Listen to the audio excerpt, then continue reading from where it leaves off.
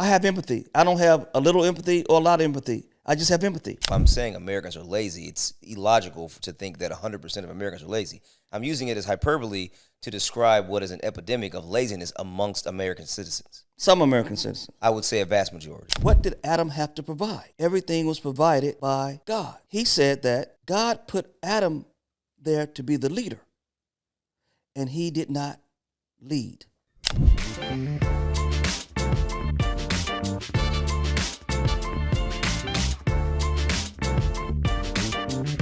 If she's making $80,000 to $85,000 a year, that is considered middle class. She in could be American making society. 50. She could have 4 kids. They could have 5 kids. I mean, that's not a lot of money. But those are outliers. Like if we're looking at, But I looked at the stats on some of this. Right, they say 40% of stay-at-home dad households are within poverty.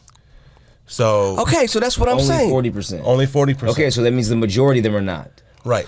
Okay, Majority of them but are not. my argument was simply that they're looked at the same way, whether they are or not. They still will be teased by other men. Yeah, and my premise is still the same: is that the reason they're being teased is because the stigma about provision of resources. Right. Well, but you also you predicated that on the upper middle class. It's because they were in that class. And I was providing an example of why the men in that neighborhood were teasing him. Okay. Yeah, no, I'm just saying that 40%, so 60% don't. So 40%, I guess, are struggling. Right? Question: could you be a stay-at-home dad? Could I be? Right. Or would I want to be? No. Could you be? Well, of course I could. Well, of course Like you I'm could. capable. Okay, but what will be the challenge for you? The challenge for me would be boredom. Okay. I enjoy producing, So wives, you don't think working. wives get bored? The stay-at-home moms, they don't get bored? I think that there's different interests. And I think it also depends on the level of affluence, because a stay-at-home mom that has more than enough to go into spin class, the mommy Yeah, classes, exactly. all of that stuff. Okay, so if you could do Then, those things, if you could go work out, you can go to the gym, you can go play golf. So you mean I just live my life and you still got to take care of the kids. You stay-at-home dad. Bro, I mean, Can you do that? Could I? Yes, I could. How about you, Brandon? No, not at all. Because I don't. You could not do that. No, absolutely not. Because my purpose for existing on the earth is not rooted in comfort and pleasure. My purpose is rooted in skills and abilities that God has given me, and I'm tasked to use those. but as a gifts and stay-at-home talents. father, you couldn't do those things once you took care of the kids in the house? Well, then that would mean that I would be then having a job. What job? Well, because You're doing the work of the Lord, right? If my gifts and talents are to lead, teach, and build, right, then I would be leading, which is work. I'd be teaching, which is work. I'd be building, which is work. But you wouldn't be getting paid for that.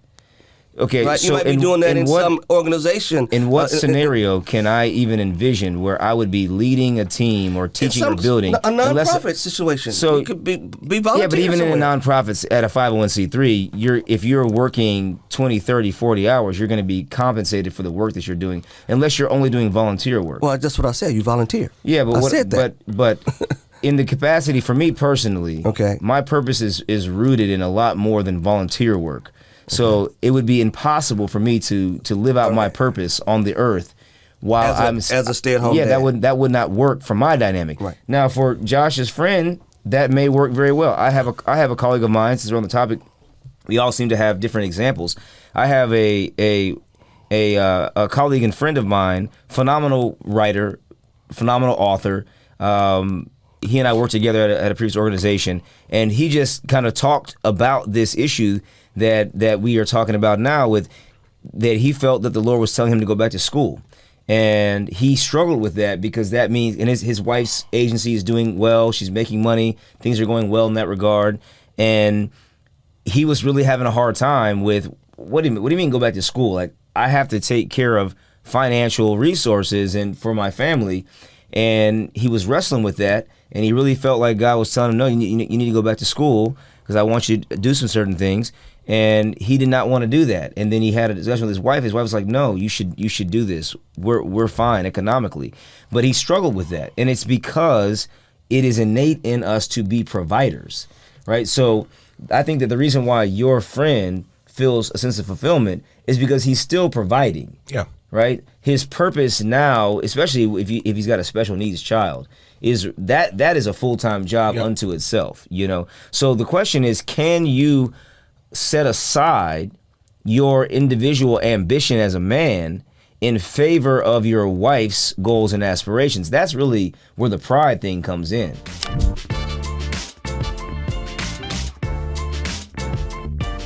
What is the void? It's more than just an absence.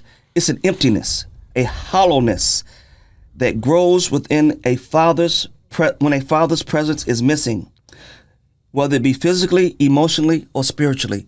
So that suggests that a father can actually what? Be in the home, but yet not connected with you spiritually, emotionally, or physically. So it's more than just having that father there. That father has to also be able to connect. So the quality of the connection, the quality of the time versus the quantity of the time. Yes. Yeah, that's why I think for me the definition of fatherlessness is not just about the physical absence. It's also about the, as you stated here, emotional, mental, and spiritual absence. You can have a father who is physically present, and I've seen a lot of individuals that have grown up in this same type of situation where their father is quote unquote there, right? They know where their father is, but he's not really there, and they still experience the same issues that you're describing here in the void. Yes. Yeah. I know I looked to fill that void with other men, males. And I was always let down and disappointed because I had unrealistic expectations about how that man, or even that friend, he could be my age. Because I was still looking for that male. Yeah. To be in my life like a brother, father, male. Yeah. And I was looking to feel it that way. And I would always get let down because either that person would do something that would surprise me, or they didn't want to be my friend anymore, or I even with my mother didn't date a lot. You know, I give her credit for that. And I used to get frustrated with her for that, by the way. I was like, Mom, don't you need a boyfriend? I mean, we need a dad around I need here. a daddy. You know, but my mother was just adamant about not having men around me because she was afraid of how they might treat me. Yeah. She said, I'm not going to have someone around you that won't respect you, you know, won't protect you. They'll get angry with you because of something I did or said. So she just chose not to date. So I didn't have a lot of males around me in that way. I grew up with a host of females. Yeah. To our friend's point, Arize is in the building. Arize is in the building. He's in the building. Yeah. Behind the cameras, you can't see our boy Arize. Yeah. You know, he's holding it down for us. But I can relate to Arize when he said he has a relative that's growing up with women only, and he can begin to see behaviors. Yep. Yeah. You know, and I can remember when I was growing up, and a cousin pulled me aside once and just snatched me in my collar. You know, he just snatched me up. It's like, get off behind your mother's coattail, he told me. Yeah. And I was like, oh, that was the best thing that happened to me. You know, he toughened me up a little bit. I wasn't as tough. But also would have helped me become a tough, and I'm not saying being tough, being a man, being a male, toughness is about that. But I am saying we have to learn to be tough. Right. Does that make sense? Yeah, there's a level of strength that we have to exude, Right. you know, in life as men, and unfortunately, women are not wired that way. They're wired to nurture.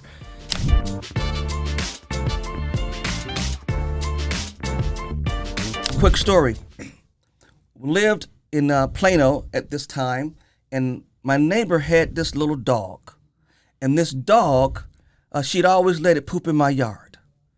And I asked him not to let this dog poop in my yard.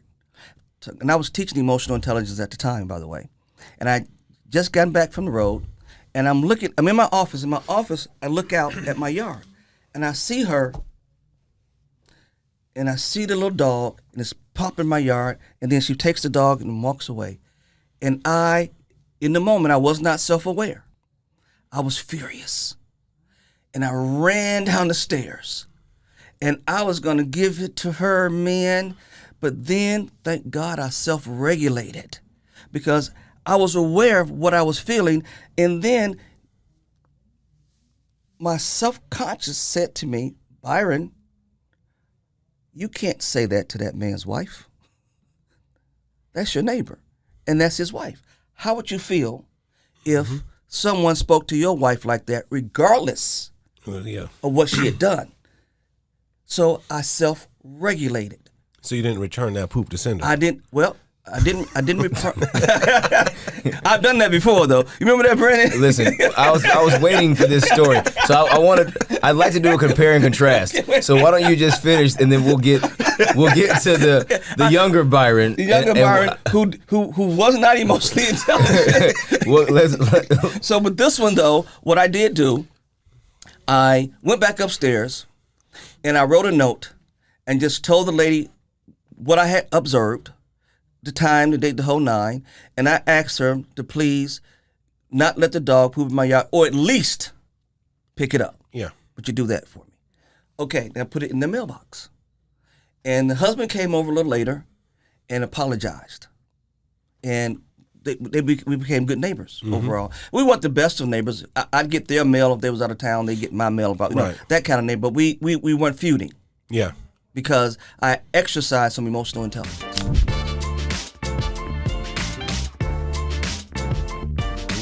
Nobody ate the buffalo burgers but him. His wife didn't eat them. His kid. Nobody ate them but him.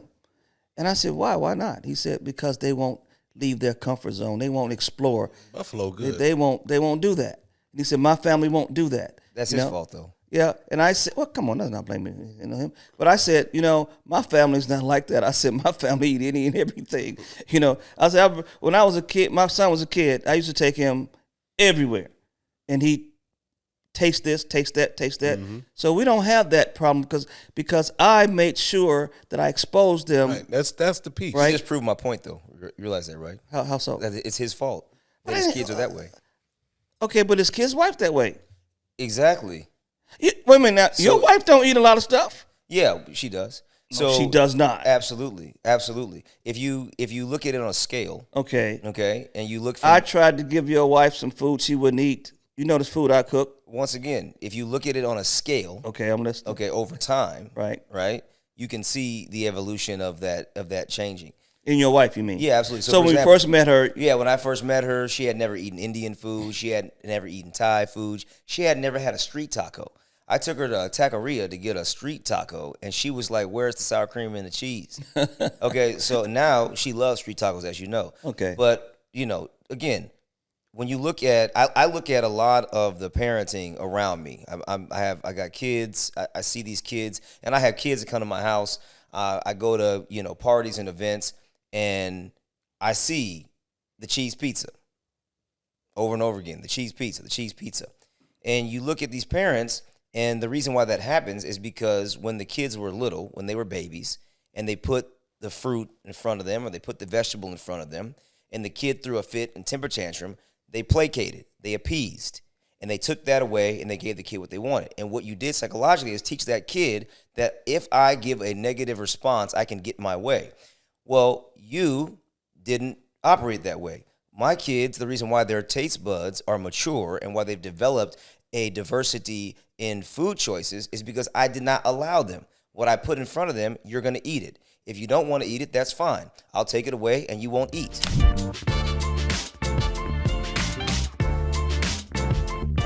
I'm saying Americans are lazy. It's illogical to think that 100% of Americans are lazy.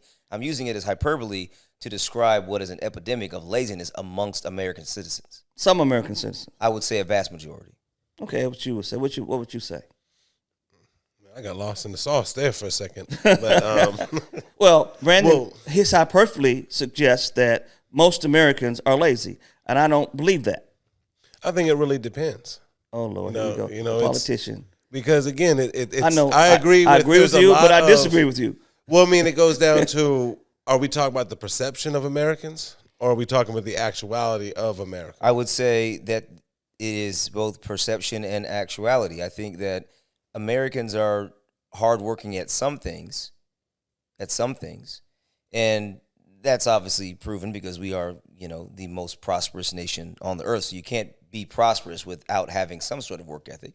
But when it comes to the advancement of virtue, when it comes to moral fortitude, when it comes to the dispelling of proclivities and things that hinder human beings from being the best version of themselves, Americans are lazy.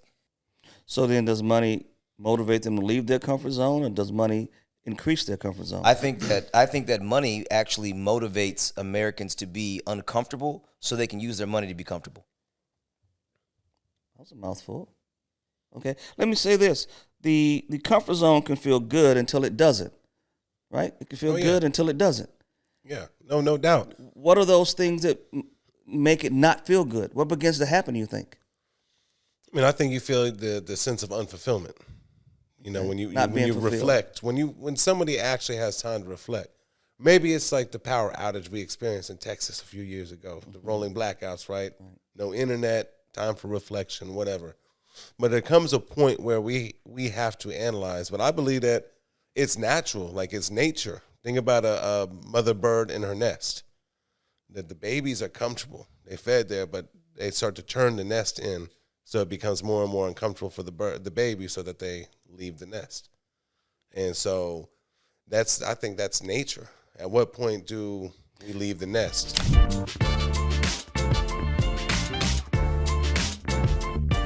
Well, this is a problem. I mean, this is indicative to me of what you see, especially within the modern woman, right? Is this idea that, I am independent, self-sufficient, not needing a man for anything, and the feminist mindset has taught women that they can be solely apart from a man without having any sort of necessity for male connection. So when they're not getting what they think they should be getting in a relationship, they abandon their relationship.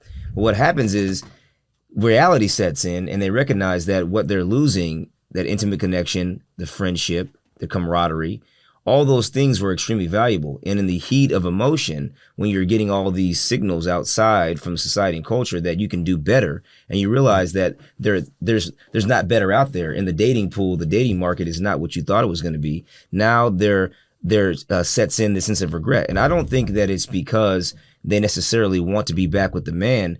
They are upset that somebody else has scooped up and taken what was once quote unquote theirs, and they don't have anything to replace that. When the temperature isn't right in my environment with my wife and my marriage, I now have to set that new temperature. Yeah, exactly. And I've learned that. And that came about the hard way, And sometimes you got to turn that thing all the way up. Or all the way down. Yeah. I mean, in other words, you got to set it precisely to where it needs to be. Based on the environment that your marriage is in. And then you might have to use that thermometer you were talking about to gauge it. Right. And then you might have to change it a little again. And I think... And that's our jobs. But I still ask the question, is it in a woman's DNA not to be happy for long? I don't know. That seems like a catch question. Yeah. In terms of the DNA aspect of it. What I will say is that I have a very wise brother in Christ of mine who taught on this relational dynamic in a men's fellowship that I attend, and Jake had a great way of describing this, and he said that the reason why for example women will come to us and want to provide innocuous details about a story and dive into the very specifics of a particular topic or subject, and we're just trying to get to the conclusion, get to the end of it. What's the meat of it, right? And he mentioned this thing called the meta report that was very profound to me, and he said that if you look at the dynamic of men and women, men are responsible for the hunting, the primary provision, right? So they're going out. It's very, very black and white. I have to go and kill the buffalo, kill the gazelle, the deer, whatever else, right? There's a very tactical way about moving. It's very precise. Whereas the woman is going out in the meadow and gathering things for the household. She's gathering berries. She's going through the foliage. she's picking certain things, okay? And she has to be very cognizant of this mushroom has these spots on it. This one can kill you. This one's for food. This berry can be eaten. This one the cannot. details. Right? And so she wants to come home. When you come home from the hunt, it's very black and white. Did you kill it? I killed it. Right? Where she wants to say, no, let me tell you about the day. I went out and then I ran into this and then I saw this and I saw this. Found some mushrooms. They're beautiful. And these but are that, right? And they want to give the meta report of what they saw in the field. Yeah. And what Jake said was that we have to be a lot more patient with our wives and be willing to listen to the meta report.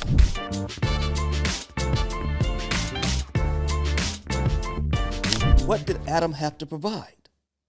Everything was provided by God. He said that God put Adam there to be the leader, and he did not lead. What's your take on that, Brandon? That's interesting. I think that he's right, but also incorrect. Okay. I think that, yes, the original intent, there was nothing for him to provide because provision was provided. I would agree with that. Okay. As a result of the fall, though, the work was a inevitable result of the fall. Of the fall, so therefore, right. So then, therefore, man's responsibility was now to the ground creates thorns and thistles, and you have to work with your hands and the sweat of your brow, and it's going to be painful doing that, and you're going to have to labor for the things you have. So, yes, pre the fall, he's correct. Post the fall, we took upon the responsibility of having to be the ones to provide. But initially, Yahweh's design was for us to be creators and image bearers in creation. What was the woman's role then after the fall? Was she not to be? What was she to be? Well, her role still stayed the same, but now the pain of that, and that's why it says, you're going to desire for your husband, it's going to be strong, but yet you're going to also desire to rule over him. So I think that's why you see this dynamic in female-male relationships. It's this constant tugging and fighting over headship and authority, submission, what that means, what that entails. Is it positive? Is it negative? And a woman is constantly in this state of consternation about the dynamics between man and woman, whereas before it was harmonious and synergistic.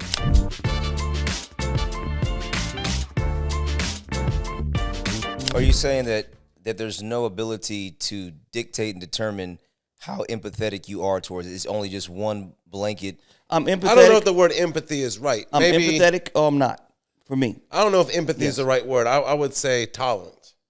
No, I would use tolerance. But that's two different things. But the question he's asking, tolerance, I believe, when they tolerated some of her behaviors for a while. I'm talking about empathy. I know that. That's what I'm saying. That's what I'm trying to make that discernment with Josh. Are you talking about the complaining of like, No. So, like, should we feel sorry for her that she lost? Well, her sorry job? and empathy, it's two different things. Right. So how do you delineate between I feel sorry and empathy? So we're not talking of semantics here. I'm just trying to use another. Because I don't want to go down those rabbit trails. I'll say it like this. No, I'm not. No, empathy. I'm not going to do that. Empathy is the ability to feel and relate and put to yourself what they're in their feeling. Right? Exactly. So I can feel the feelings. I can empathize with how you're feeling, doomed, scared, this and that.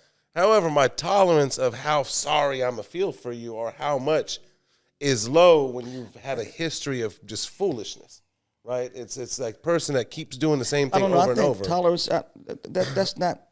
Those are well, two I can be. things I mean, because you can be. I can feel for you, but at the same time, I'm like, yo, you're an idiot. I've grown as a father, but I was comfortable being the father that I was. But see, the father of a 5-year-old and a 10-year-old and a 15-year-old and a is different. No doubt. Right? And what I had to realize, I was being a father to a 15-year-old, but that 15-year-old was 25. Okay, that 15-year-old was older. Mm-hmm. And so I was in my comfort zone, interacting with that child the way I used to, saying things the way I did. I didn't understand why that person got upset. Mm-hmm. My children got upset with me, the way I was interacting with them. And I had to check myself, which we're going to get to next. I had to have some self-reflection. Yeah. Why is it that both my kids and I, they get upset with me? What is it? Because both of them, and they're different as night and day, by the way. Mm-hmm. So yet I'm upsetting both of them. Then I have to check myself. I have to grow as a father.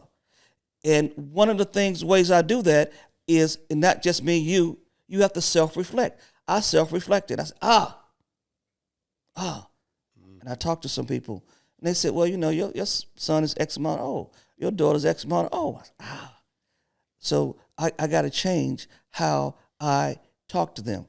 My tone has to be different now.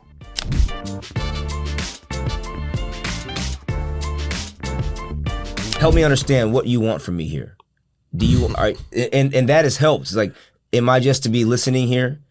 And she'll say, yeah, I just want you to listen. Okay, cool. Now I have an expectation of, I'm not going to give you an answer. I'm not going to give you a solution. I'm not going to tell you how to fix it or solve the problem. I'm not going to make a face. I'm just gonna listen, and I'm gonna say, wow, that's crazy. Yeah, man, yeah. That's wild, man. How you feeling about that? I have to say, I'm feeling line. Okay, and then you know what? And then the thing passes, and the next hour she's talking about something else. She's showing me a TikTok, and she's laughing.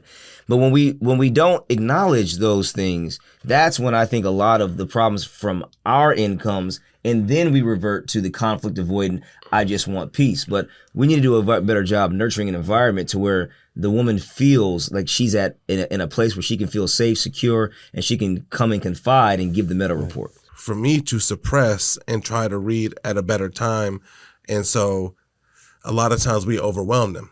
The women anyway, especially if they're already having big feelings. Okay. So that's what I say. My mother, she's having big feelings. There was no space for my feelings as a kid. So Byron, I have a question. So what you're saying is what you're implying here, I guess, from the research that you've done from your book, in terms of emotional repression, that men that are fathers, that grow up without fathers, are more likely to experience issues in their marriage with understanding how to properly express their emotions with their spouse, which leads to them being conflict avoidant. Is that what you're saying here with this number, this side effect here? I'm saying that yes, definitive answer to that is yes. However, a guy can grow up, a boy can grow up with a father in house. I've learned it still depends on the dynamics of the relationship that his father has with his mother. So a fatherless boy growing up fatherless, or one with a father, can have the same side effect. You've been listening to The Father Factor. I'm your host, Byron Ricks. Why? Because fathers count.